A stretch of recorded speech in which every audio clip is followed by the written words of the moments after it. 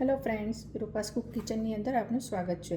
આજે હું એક નવી રેસીપી તમારી સાથે શેર કરવા આવી છું, બાસુંદી તો બધાએ ખાધેલી હશે। આ એક લગ્ન પ્રસંગમાં બનતી વાનગી છે, યા કોઈ તહેવાર હોય ત્યારે આ ખાસ કરીને બનાવવામાં આવે છે। તો ચાલો આપણે બનાવીશું બાસુંદી। સૌથી પહેલાં આપણે એક પેન લઈ લઈશું। મેં અહીંયા આગળ નોનસ્ટિક પેન લીધેલું છે। તમે કોઈ બી જાડું વાસણ, તપેલી યા જેની અંદર જાડું થીક વાસણ હોય તો એ તમે લઈ શકો છો। તો તેની અંદર હું એડ કરીશ 1 લીટર જેટલું દૂધ।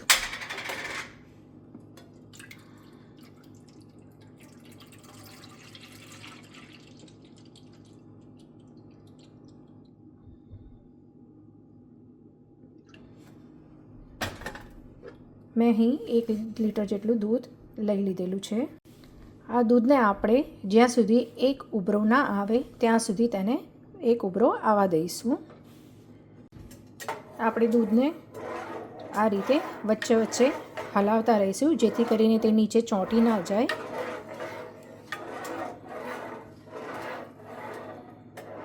તો દોસ્તો, આપણો એક ઉભરો આવી ગયો છે। હવે આને આપણે ગેસની ફ્લેમને લો કરી દઈશું અને એને ધીરે ધીરે હલાવતા રહીશું, જ્યાં સુધી તે ઘટ ના થાય ત્યાં સુધી એને આપણે વચ્ચે વચ્ચે હલાવતા રહીશું। અને આપણે લગાતાર હલાવવું ના પડે તો તેના માટે આપણે આવી રીતે આડો ચમચો મૂકી દઈશું, જેથી કરીને નીચે દૂધ ચોંટી ના જાય। તો દોસ્તો, આની અંદર હું થોડું કન્ડેન્સ મિલ્ક એડ કરીશ।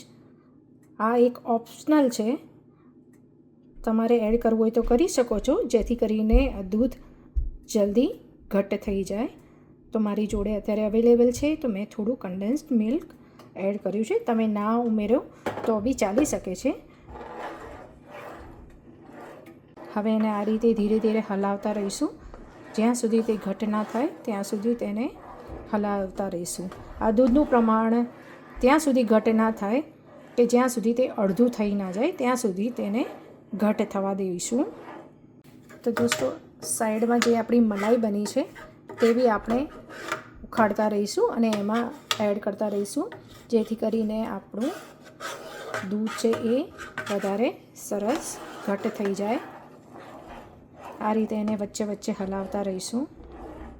તો દોસ્તો, અહીંયા જુઓ, આપણું દૂધ ધીરે ધીરે ઘટ થવા લાગ્યું છે। આની અંદર હું એડ કરીશ ફૂડ કલર।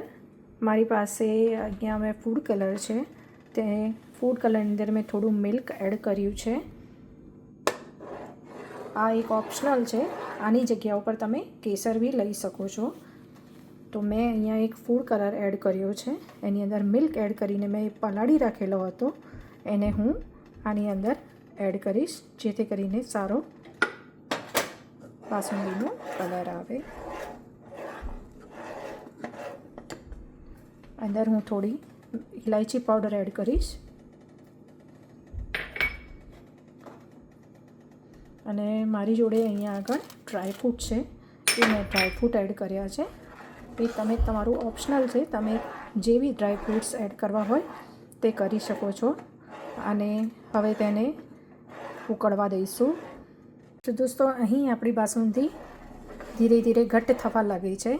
હવે આપણે એની અંદર 1 વાડકી ખાંડ એડ કરીશું।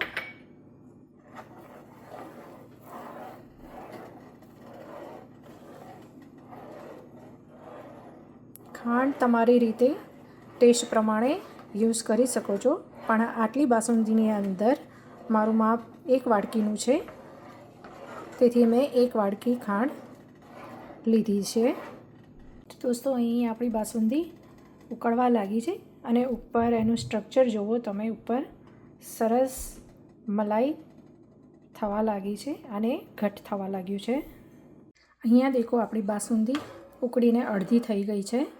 હવે આપણે ગેસની ફ્લેમને ઓફ કરી દઈશું અને એક બાઉલની અંદર નીકાળી લઈશું અને એને અડધો કલાક માટે રૂમ ટેમ્પરેચરમાં મૂકી દઈશું।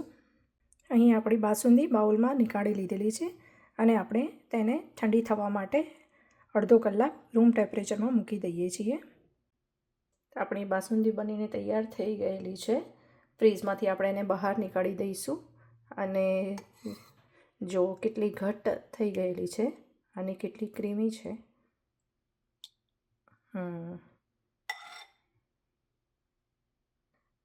તો તમને મારી આ રેસીપી કેવી લાગી તે તમે મને કોમેન્ટ બોક્સમાં જરૂર શેર કરજો, તમારા મિત્રો સાથે શેર કરજો અને મારી ચેનલને લાઈક અને સબસ્ક્રાઈબ કરવાનું ભૂલશો નહીં. સાથે નવી રેસીપી સાથે ફરી હાજર થઈશું.